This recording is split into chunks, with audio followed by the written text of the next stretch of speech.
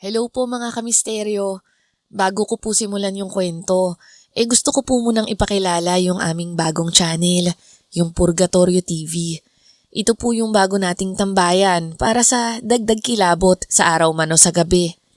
May mga bagong videos na rin po sa channel na ito. Kaya bekenemen, pwede ko yung mag-subscribe para mas lumaki pa po yung komunidad natin. Maraming salamat po ulit sa inyong suporta. Tara na, simulan na natin yung kwento.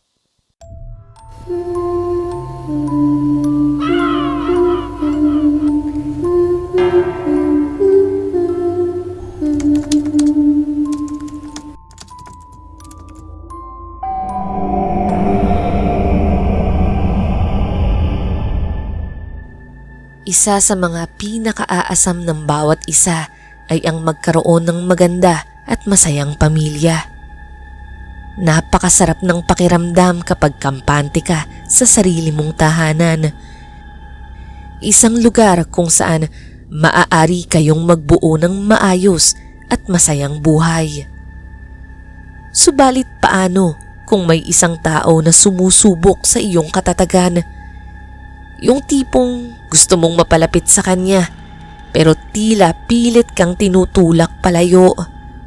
Parang may nakatagong misteryo sa kanyang pagkatao na hindi mo mawari.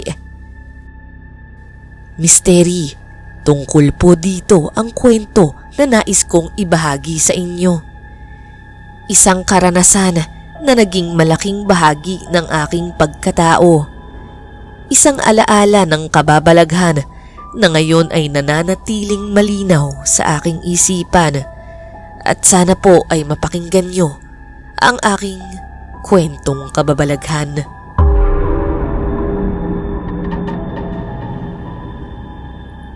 Isang mapagpalang araw po sa inyo, Misteri, at sa lahat ng inyong tagapakinig. Tawagin nyo na lamang po akong Evelyn. Ako po ay isang mananahe sa isang garments factory dito sa Bulacan nang magsimula ang kwentong nais kong ibahagi sa inyo. Dito ko po nakilala ang asawa kong si Angel. Magtatatlong taon na ako sa pabrika nang pumasok siya roon bilang warehouse staff. Mabilis pong nagkalapit ang aming mga loob at ilang buwan pa lang ang lumipas, naging kami na. Noong mga panahong yun, masaya ako dahil siya ang isa sa pinakasincere na taong nakilala ko. Sa kanya ko lamang ulit naramdaman ang lubos na pagtitiwala. Angel, may kailangan akong sabihin sa'yo. Oh, ano yun, mahal? May problema ba? Angel, buntis ako. Misteri, bagamat alam kong mahal ako ni Angel, takot ako ng mga oras na yon dahil hindi ko pa rin alam kung ano ang magiging reaksyon niya pag nalaman ng balita ko. Talaga? Mahal, hindi ko alam kung anong sasabihin ko. Pero ang totoo, masaya ako. Sobrang saya ko. Natakot akong sabihin sa'yo agad eh. Iniisip ko kasi baka hindi ka pa handa. Mahal, handa akong gawin lahat para sa'yo at sa magiging anak natin. Kaya mula ngayon, gusto kong sumama ka na sa bahay ko, ha. Doon na tayo titira. Aalagaan ko kayong dalawa, pangako yan. Matapos ang tagpong iyon, humingi ako kay Angel ng ilang linggo upang makapaghanda at maipaliwanag ang sitwasyon sa aking pamilya na nasa probinsya. Bagamat nagulat sila sa aking balita, malugod naman nila itong tinanggap dahil iginagalang nila ang aking desisyon. Hindi na rin naman ako bata noon at nangako naman ako sa kanila na hindi ko sila kakalimutang tulungan kahit na magsimula na ako ng sarili kong pamilya. 5 buwan kaming nagsama sa bahay ni Angel at parang isang perpektong buhay ang aming tinahak. Noong mga unang buwan, nagpatuloy pa rin ako sa pagtatrabaho. Ngunit nang tumungtong ang 7 buwan ng aking pagbubuntis, minabuti na namin na magpahinga na lamang ako sa bahay. Ayaw ni Anghel na lubos akong mapagod at baka makaapekto ito sa magiging anak namin. Pero bukod sa maayos naming pagsasama, may isang bagay na hindi ko inaasahang mangyayari. Bigla na lang umuwi sa amin ang ina ni Anghel, si Nanay Cynthia. Ayon kay Anghel, nang malaman ito sa kanilang huling pag-uusap na malapit na akong manganak, bigla itong nagdesisyon na umuwi upang samahan daw kami. Wala man lang pagtatanong o pagpapaalam sa amin. Aaminin ko, Misteri, hindi ako natuwa sa desisyong iyon. Pero iniisip ko na lang na wala naman akong magagawa kundi makisama. Sinubukan kong kumbinsihin ang sarili ko na baka makasundo ko rin siya at baka nga gumaan pa ang pakiramdam ko dahil may kasama na ako sa bahay. Pero mali pala ako, Misteri.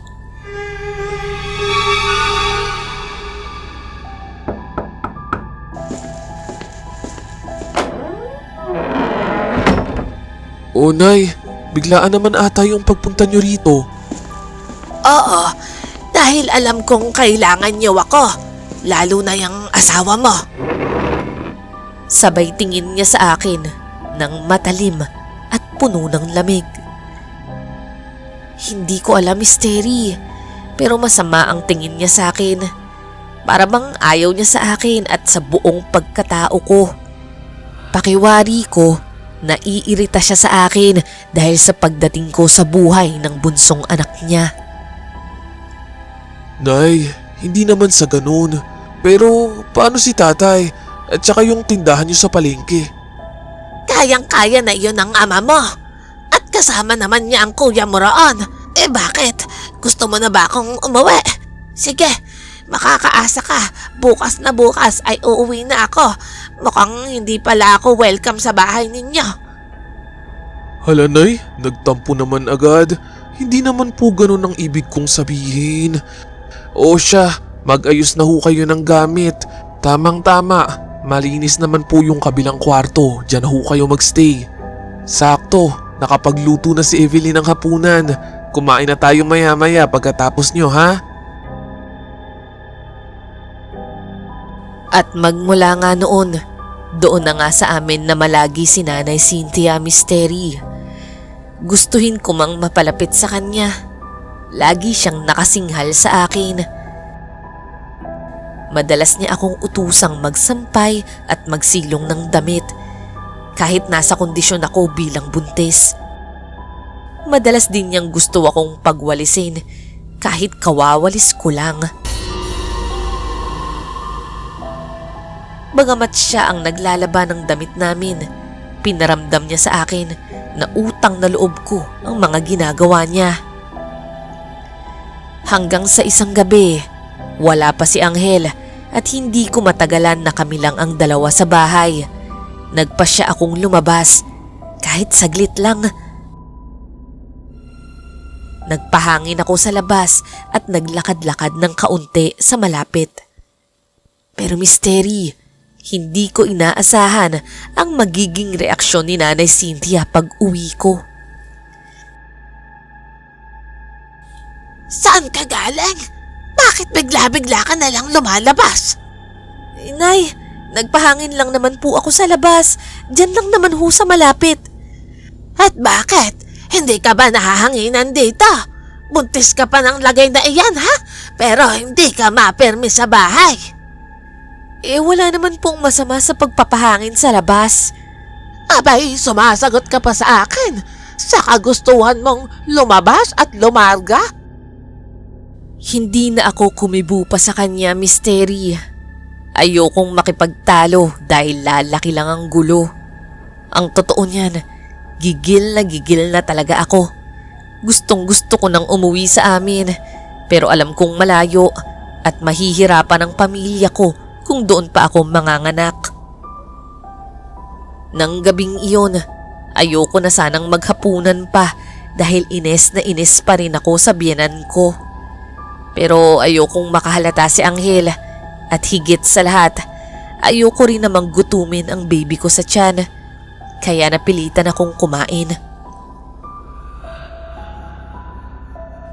Misteri, pagkaupo ko sa hapag, napansin ko na naman, laging ang tabang-tabang ng luto ng biyenan ko.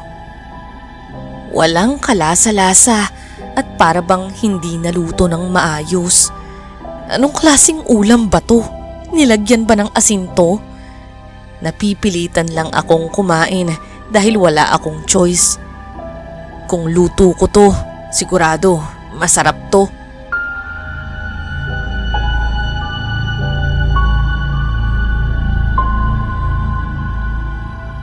Lumipas ang ilang oras at dumiretso na nga kami upang matulog. Pero sa kalagitnaan ng gabi, nagising ako dahil sa tindi ng pagkauhaw. Maalinsangan yung oras na yon, kaya pawis na pawis din ako. Pagpunta ko sa kusina para uminom ng tubig, may narinig akong kaluskos.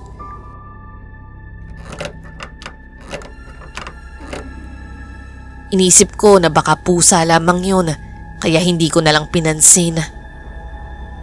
Nang babalik na sana ako sa kwarto namin, bigla namang bumukas ang pinto at pumasok si Nanay Cynthia. Galing siya sa labas at parang madumi yung damit niya. May mga bakas pa nga ng lupa sa bandang pisngi. Bukod roon, pawis na pawis siya at may bitbit na maliit na sako. Halata rin sa mukha niya ang gulat nang makita niya ako. Ah, Evelyn, bakit gising ka pa? This oras na ng gabi Nauhaw lang ho ako, Nay. Kayo ho, saan po kayo galing? Nag-ayos ako ng mga pananim ko. Baka kasi kainin ng mga pusa o manok. Bakit? May problema ka ba? Wala naman po. Sige ho, tuloy na ho ako sa pagtulog. Totoo naman yun, Misteri, na maraming tinanim si Nanay Cynthia sa bakura namin. Pero sa 10 oras ng gabi, kalokohan naman ata yun. Ang totoo niyan, hindi rin siya nagpaalam sa amin na magtatanim siya. Bigla na lang namin siyang naabutang nagbubungkal ng lupa. At ang resulta, magulo na ang harapan ng bahay namin. Kung dati, yung magagandang mga halaman at bulaklak ko ang nakikita sa bakuran, ngayon ay puro gulay na ang tanim at may mga kawayan at patpat pang nakatusok sa lupa. Nakakainis kasi ang pangit tignan. Parang nawala ng kaayusan yung bakura namin. Pero alam mo, Misteri, maliit na bagay lang yun para sa akin. Kayang-kaya kong tiisin at intindihin yun. Ang hindi ko talaga matanggap ay ang pakikitungo niya sa akin. Kahit anong gawin ko, kahit anong effort, parang ayaw niya talaga sa akin. Kinabukasan, isang masamang balita ang bumungad sa lugar namin. Isang anak ng kapitbahay namin ang naulat na nawawala.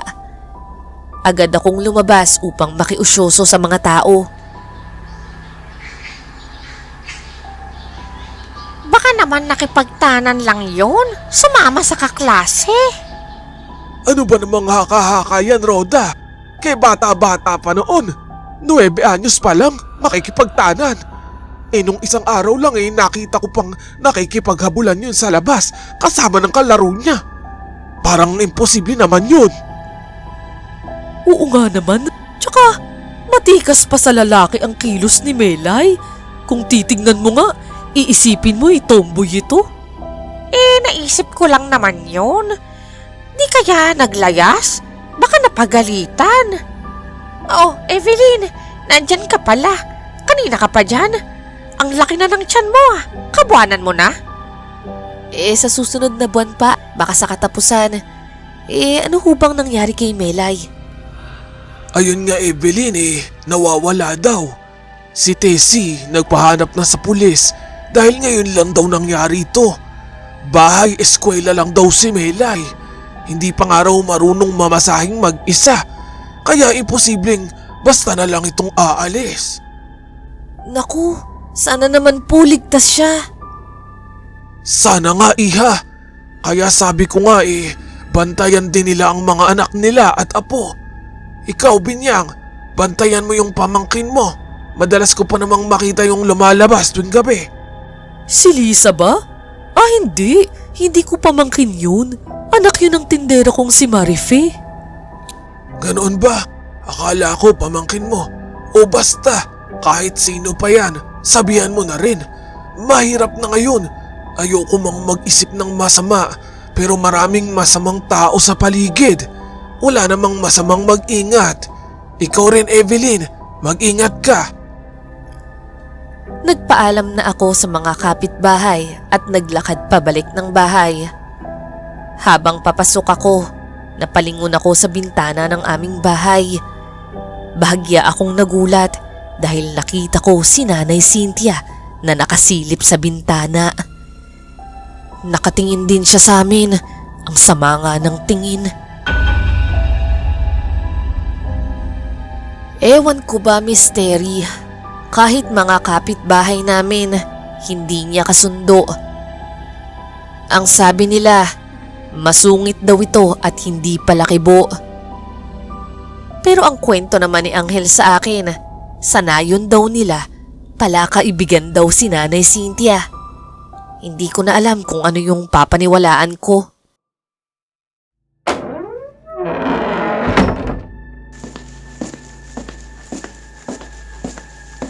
Hindi mo talaga mapigilang hindi mag-usyoso, ano? Kanina pa kita inaantay rito para may magawa ka man lang. Halika, maghiwa ka rito ng bawang at sibuyas. Tapos ilagay mo sa bote. Bungad nito pagkapasok ko pa lang sa bahay. Naiinis akong isipin na hindi ako makakilos ng maayos sa sarili kong tahanan. Para akong preso, Misteri. Pero wala naman akong nagawa kundi ang sundin ang gusto niya. Para lang wala na siyang masabi.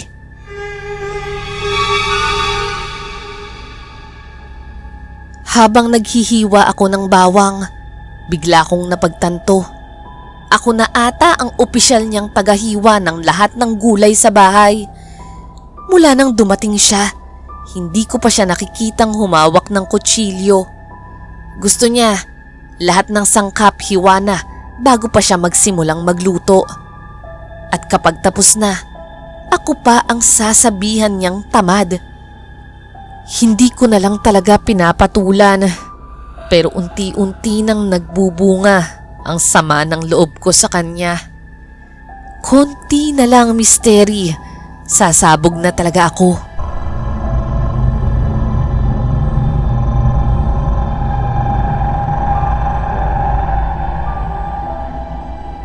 Maaga akong nagising dahil sa sunod-sunod na katok sa pintuan. Pagbukas ko, nakita ko si Mang Rudy. May dalang mabigat na problema. Evelyn, baka naman nakita mo ang alaga kong si Brownie. Kagabi ko pa hinahanap. Wala talaga. Ni ba kasi wala? Naku, Mang Rudy, hindi ko po napansin. Pero sige ho, tatanungin ko si Angel mamaya pagkarating niya.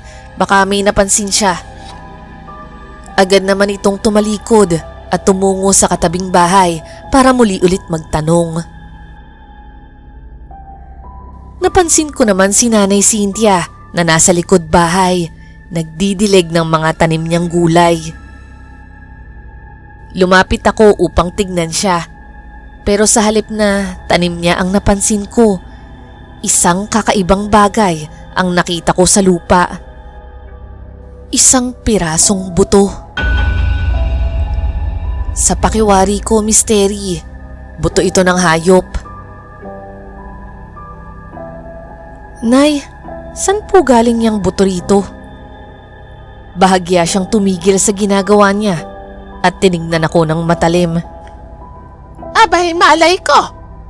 Bakit? May problema ba? Wala naman po. Gusto niyo po ba tulungan ko kayo rito? Hindi na kailangan. At saka ayoko nang pinapakailaman ang ginagawa ko. Mabuti pa pumasok ka na lang sa loob. Sabay lingon niya sa akin ng matalim na para bang sinasabi niyang hindi ako dapat nandoon. Tumahimik na lang ako at pumasok sa bahay misteri. Ang hirap magtanong sa kanya. Para bang lahat ng ginagawa ko mali sa paningin niya. Sabado ng tanghali, habang nagpapahangin si Anghel sa labas, sinubukan kong kausapin siya tungkol sa bigat ng nararamdaman ko. Mahal, pwede ba kitang makausap sandali? Oh, ano yun? May sumasakit ba sa'yo? Wala naman akong nararamdaman, pero gusto ko lang sanang tanungin. Luminga muna ako sa paligid. Siniguro kong walang ibang nakakarinig. Gusto ko lang sanang tanungin, kailan ba uuwi ang nanay mo? Nakita kong nag-iba ang ekspresyon ni Anghel sa tanong ko. Halatang hindi niya nagustuhan ito. Siguro ilang buwan pagkatapos mong manganak para din may kasama ka rito at hindi ka mahirapan. Ano? Ilang buwan pa? Bakit? May problema ba? Hindi ko na napigilan ang sarili ko, misteri. Tinapat ko na sa kanya at inilabas ang lahat ng nararamdaman ko. Mahal, tatapatin kita. Nahihirapan akong pakisamahan ng nanay mo. Hindi naman napadali yung buhay ko nung dumating siya. Ang totoo niyan, nahirapan pa nga ako . Napansin kong lalong nag-iba ang ekspresyon ng mukha nito. Pero tuloy-tuloy pa rin ako sa pagsasalita. Lahat ng kilos ko mali sa kanya. Kahit pagpapahangin ko lang, minamasama niya. Tapos, panay utos niya sa akin. Napapagod rin ako. Pero bago pa man siya makasagot, bigla na lang sumulpot si Nanay Cynthia sa likuran. Anak, maaari mo ba akong tulungan dito sa loob? May ipapabuhat lamang ako. Sige po, Nay. Tulungan ko po kayo. Masama ang loob na pumasok si Anghel sa loob. Iniwan akong nanlulumo sa labas. Misteri, hindi ko akalaing darating sa puntong pag-aawayan namin ni Anghel ang nanay niya. Isa lahat naman ang naging karelasyon ko, kasundo ko ang mga pamilya nila, lalo na yung mga nanay nila. Pero kay Nanay Cynthia, hindi ko na talaga matagalan.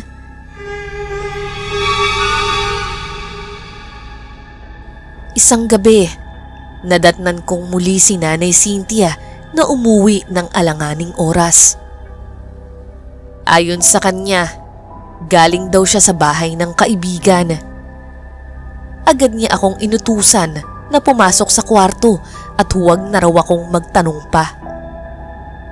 Bago pa man ako makasagot, lumabas si Anghel mula sa kwarto. Mukhang nagising dahil sa pag-uusap namin. Oh, ba't andito kayong dalawa? May problema ba rito? Etong si Evelyn. Kanina ko pa pinapapasok sa kwarto, pero ayaw makinig sa akin. Hindi naman po sa ganun, Nay. Pero nag-aalala lang ako kasi kararating niyo lang. Anong oras na? Huwag mo akong alalahanin. Mas mabuti pang sarili mo ang isipin mo. Teka, Nay. Saan nga ba kayo galing? Hindi ba sabi niyo kanina, matutulog na rin kayo? Napahinto si Nanay Cynthia. Halatang nag-iisip ng isasagot. Nang biglang may narinig kaming kumusyon mula sa labas. Mga boses ng kapitbahay na umaalingaw-ngaw. Hindi ako maaaring magkamali. Isang aswang ang nakita ko. Tumatakbo ito at mukhang naghahanap na naman ng mabibiktima. Kung ganoon, nasaan siya? Saan nagpunta? Hindi ko alam. Basta nakita kong nagawi siya sa direksyong ito. Hindi kaya ito rin ang dahilan ng pagkawala ng anak ni Tessie? Pati yung aso ni Rody? Ako, huwag naman sana. Hindi lang yun. Sinabi rin sa akin ni Canoli na nadatnan niyang patay ang dalawa niyang manok. Inisip niya nga na baka yung aso ni Rudy na nawawala ang kumain nun. Hindi na lang niya pinalaki pa kaya hindi niya na binanggit yun. Pero ngayon, parang malinaw na sa akin ang lahat. Palagay ko, may kinalaman rito ang nilalang na nakita ko kanina. Hindi ako pwedeng magkamali. Isa siyang aswang. Korteng tao sa unang tingin. Pero kakaiba ang lisik ng mga mata. Nakakatakot ang pangil niya at pati na yung paraan niyang tumakbo. Parang unggoy o oso. Hindi ko na nagawang tapusin pa ang pinag-uusapan nila. Agad akong pumasok sa bahay at napaupo sa bangko. Nanginginig ang mga tuhod ko. Mahal, ayos ka lang ba? Huwag mong masyadong isipin yun. Baka naman taong grasa lang ang nakita ni Mang Ben. Pero paano kung totoo? Parang nakakatakot naman tumira dito. Baka mas mabuti pang bumalik na lang ako sa inuupahan ko kasama sila Jenny. Para ano? Makakasiguro ka bang ligtas ka ron? Andito naman ako at si nanay. Hindi ka namin pababayaan. Napatingin ako kay Anghel, tapos kay nanay. Alam kong hindi ako pababayaan ng asawa ko. Pero yung nanay niya, hindi ako sure.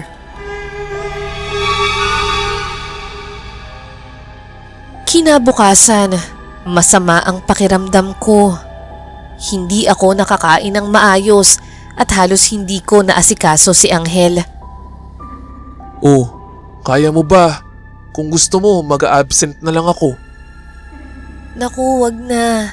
Alam kong marami kang trabaho. Ayokong isipin ni Sir David na tinatakasan mo yung OT. Hindi ako mapalagay eh. Baka kailangan mong magpakonsulta sa doktor. Lalo na ngayon, gagabihin ako. Okay lang ako. Mabigat lang yung pakiramdam ko, pero wala naman akong lagnat o ibang sintomas. Sige na, pumasok ka na.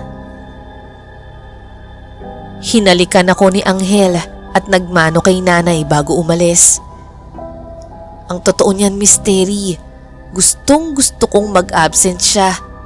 Pero mas inisip ko na lang yung trabaho niya. Napagpasyan kong matulog na lang para maibsan yung nararamdaman ko. Nagising ako ilang oras ang nakalipas. Parang may naramdaman akong tumulo sa aking mga paa. Pagdilat ng mata ko, napansin ko sa bintana na gabi na pala. May araw pa nang humiga ako, pero ngayon ay madilim na. Nang malinga ang mata ko sa bandang paanan ko, lubos kong ikinagulat ang nasaksihan ko. Misteri, ang biyanan ko nasa loob ng kwarto namin. May hawak itong bote ng langis na may lamang mukhang mga nakakadiring dahon at ugat. Pinapatulo niya yon sa paligid ng kama ko. Yun pala yung nararamdaman kong tumutulo. Naisip ko agad ang bata sa sinapupunan ko. Ligtas ba ako? Ano ba talagang balak ng nanay ng asawa ko? Biglang pumasok sa isip ko ang lahat ng misteryosong napansin ko sa kanya ng mga nakaraang araw na pag-uwi niya rito. Yung pag-uwi niya ng madaling araw at pawis na pawis. Yung nakita kong buto ng hayop sa bakuran. At yung pag-ayaw niya na pakailaman ko yung mga gamit niya. Doon, napagtanto ng utak ko. Hindi kaya siya yung aswang sa lugar namin? Kasi mula nang umuwi siya rito, hindi nagtagal, nagsimula na ring magkaroon ng pagkawala sa lugar namin. Hindi ko alam, Misteri, pero bigla akong bumangon ng mga oras na yon. Ang nasa isip ko lang, ayokong mapahamak ang anak ko sa taong ito. Saan ka pupunta, Evelyn? Hindi ko na ito sinagot pa. Humaharang pa nga ito sa pinto, pero tinabig ko siya para makalabas ako. Evelyn, pumalik ka nga rito! Agad akong lumabas ng bahay. Bahala na. Hihingi ako ng tulong. Siguradong meron pa namang gising sa oras na to. Tulong! Tulong! Misteri, sa sobrang kabog ng dibdib ko, hindi ko mailabas ang boses ko. Hindi ako makasigaw ng malakas. Para bang napipi ako sa mga oras na yon. Ganoon pala talaga yung nagagawa ng sobrang takot. Lumingon ako sa bahay namin at nakita kong palabas na rin ito at sinusundan ako. Nakatanaw ako ng puno at naisipan kong magtago roon. Konting takbo lang, makakapagtago ako sa puno na iyon at makakakuha ng lakas para humingi ng tulong. Matataas kasi yung mga bakod ng kapitbahay kaya hindi agad ako makakakatok. Habang papalapit na ako sa malaking puno, biglang may humatak sa likuran ko. Misteri, hindi ko alam kung maniniwala kayo, pero isang nakakatakot na aswang ang nasa harapan ko.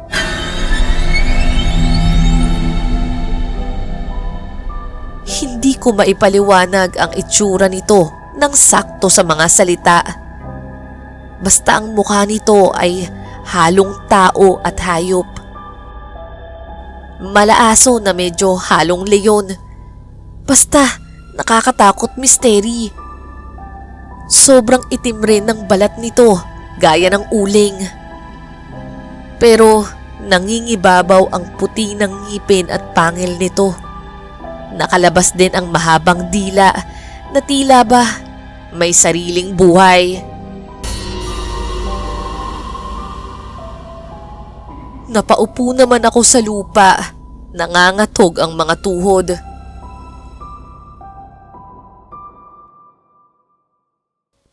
Misteri, naghanap ako ng awa sa kanyang mga mata. Iniisip ko kung tama ang hinala ko na siya si Nanay Cynthia. Baka naman magkaroon siya ng awa sa akin at sa magiging apo niya. Pero wala akong nakitang awa sa mga mata nito. Tanging kasamaan at pagkagutom lang. Hanggang sa itinaas niya ang mga kamay niya para bang kakalmutin o sasakmalin na ako. Nang biglang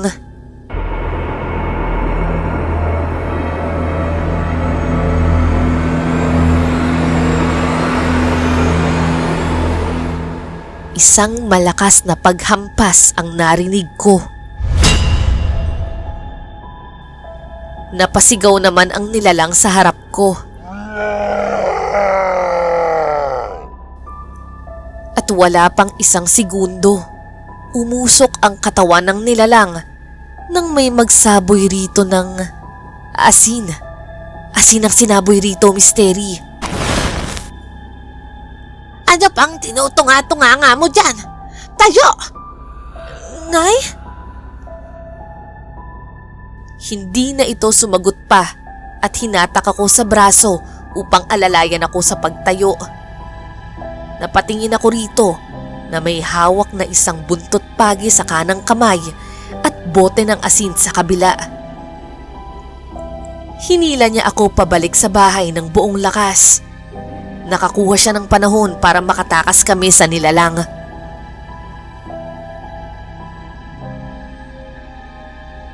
Bago namin marating ang bakuran, biglang napahinto si Nanay Cynthia. Kagulat-gulat na sa isang iglap ay nasa likuran agad namin ang aswang. Kinalmot nito si Nanay Cynthia sa braso dahilan upang mabitiwan niya ang dala niyang bote at nabasag ito sa lupa. Pero hindi nagpakabog si Nanay. Hinataw niya ng buntot pagi ang aswang. Kaya namilipit na naman ito sa sakit. Ako naman ay parang natauhan. Gusto kong tulungan si Nanay. Kaya naman dumukot ako sa lupa ng asin at kahit ramdam ko ang mga bubog sa aking mga kamay, pinilit ko pa rin para isaboy ito sa kalaban. Hindi naman ako nabigo dahil sobra-sobrang sakit ang dulot nito sa aswang hanggang sa napaupo ito sa lupa. Maya-maya ay bigla itong nag-anyong tao. Umuusok pa ang balat nito. Pero kahit madilim, nakilala namin kung sino ito.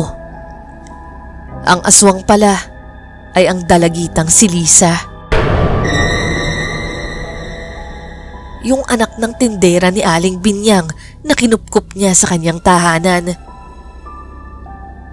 Sino ang mag-aakalang ang paslet na yun ay parang nasa edad 15 pa lamang ay makakagawa ng ganoong bagay? Dahil sa pagkatulala ko at ni Nanay Cynthia ay hindi namin nagawang pigilan ito sa pagtakas. Ewan ko ba, Misteri? Natulala talaga kaming dalawa. Hindi namin alam kung takot o awa ang mararamdaman namin para sa bata. Nung anyong aswang siya, handang-handa kaming saktan siya. Pero nang lumitaw ang anyong tao niya, isang dalagitang babae na sugatan, mahina at may luha sa mga mata. Para bang nadurog ang puso namin. Hanggang sa wala na kaming nagawa, kundi ang tanawin na lang siyang tumakbo palayo hanggang sa unti-unti na namin siyang hindi matanaw.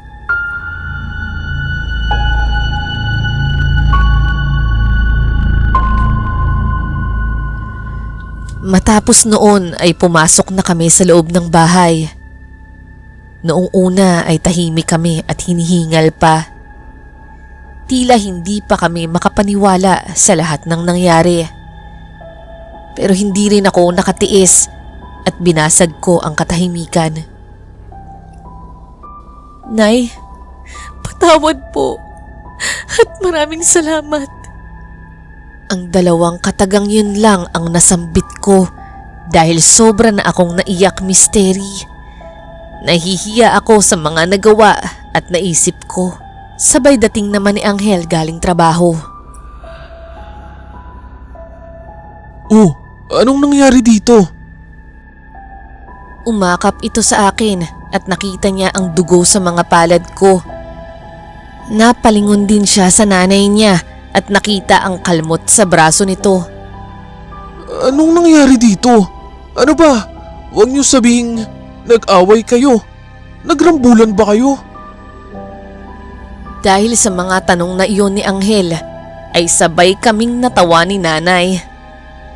Ipinaliwanag namin ang lahat ng nangyari at doon ko rin naintindihan ang misteryong bumabalot sa aking biyenan. Noong una mo akong makitang galing sa labas, kakatapos ko lang noon mag-orasyon. Alam ko kasing matalas ang pang-amoy ng mga aswang, lalo na sa katulad mong buntis. Gusto kong may proteksyon lamang itong bahay. At sa gabi ko yun ginawa dahil alam kong hindi naman kayo maniniwala, lalo itong si Anghel. Bukod roon ayokong matakot ka, Evelyn. Pero hindi ko akalain na mayroon talagang magagawing aswang rito. Nakasanayan na kasi iyon sa lugar namin, kaya naisip kong gawin rin ito dito. At mabuti na lamang ay hindi ako nagkamali. Kaya po pala maraming kung ano-anong nakasabit sa labas at mga nakatusok na stick. Nay, huwag niyong masamain yung tanong ko. Ano ho ba yung bote na nakita kong hawak niyo kanina? Yung parang langis na may dahon at ugat. Pangontra din ho ba yun? Oo, pangontra din iyon para hindi ka maamoy ng aswang. Lalo na't alam kong gagabihin si Anghel ng uwi. Hindi ko naman nakalain na magigising ka. Sa katunayan yan ilang beses ko na iyong ginawa nang hindi nyo nalalaman. At saka tubig iyon na may halong ugat at orasyon. Hindi ko ito nilagyan ng langis para mabilis itong matuyo. At syempre, ayokong madulas ka naman rito. Pasensya na kayo, Nay. Sa totoo lang, naghinala talaga ako sa inyo. At saka, pati yung pagpapahiwa niyo sa akin ng bawang, parang lagi niyong pinapagawa. Akala ko tuloy, hindi niyo kayang humawak ng bawang dahil aswang kayo. Sinadya ko iyon para laging may amoy bawang sa mga kamay o katawan mo. At bukod roon, pinapalakad talaga kita at pinapatayo para hindi ka mahirapan sa panganganak mo. Sadya akong napahiya sa paghihinala ko kay Nanay Cynthia. Yung tindi ng naisip ko sa kanya ay kabaligtaran pala sa tunay na pakay niya. Napayuko na lamang ako noon at nagpasalamat. Iha, patawad rin kung hindi naging maganda ang pakikitungo ko sa iyo.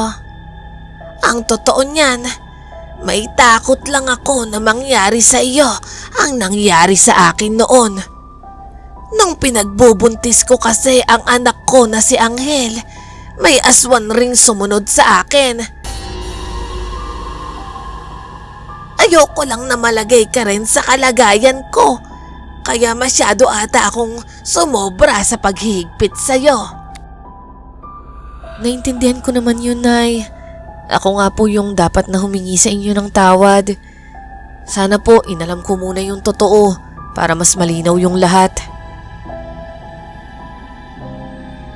Misteri. Ang gabing pinaka-nakakatakot sa alaala namin ay siya rin namang gabing nakapagbuklod sa amin. Sa puntong yun, napatunayan ko na kung bakit napakabuting tao ng napangasawa ko. Dahil pala mabuting tao rin ang nagpalaki sa kanya. Matapos ang insidente, napag-alamanan namin na nayanggaw pala ang anak ng tindera ni Aling Binyang. Si Lisa na nakatira noon sa malayong probinsya ay umuwi na lang bigla nang nagsusuka. Kaya pala ito kinupkop ni Aling Binyang ay nakiusap sa kanya ang tindera niya dahil nag-aalala na baka may sakit ang anak niya. Dahil bukod sa pagsusuka ay lagi daw itong balisa, kaya naman minabuti niyang kunin ito para makasama niya. Pero ngayon lang niya napag-alamanan na nagpunta pala ang mga kaibigan nito sa isang kainan ng mga pinaghihinalaang aswang sa kanilang probinsya. Dalawa silang magkaibigan ang nabiktima at hindi rin ngayon malaman kung nasaan na silang dalawa. Ilan naman sa mga kapitbahay namin ang mga nagdududa pa rin sa nangyari, lalo na yung mga hindi mapagpaniwala. Kaya nga po sanay ako na maraming hindi naniniwala sa aking kwento. Ilang beses ko na kasi itong binahagi sa ibang mga kakilala, pero karamihan kita ko sa mga mata nila ang pagdududa. Mabuti na lamang at nadiskubre ko po ang channel ninyo kung saan bukas ang inyong taga-subaybay na makinig sa aking kakaibang kwento. Hanggang dito na lamang po ang aking storya, Misteri. At sana po marami kayong natutunan sa kwento ko at ng aking biyanan.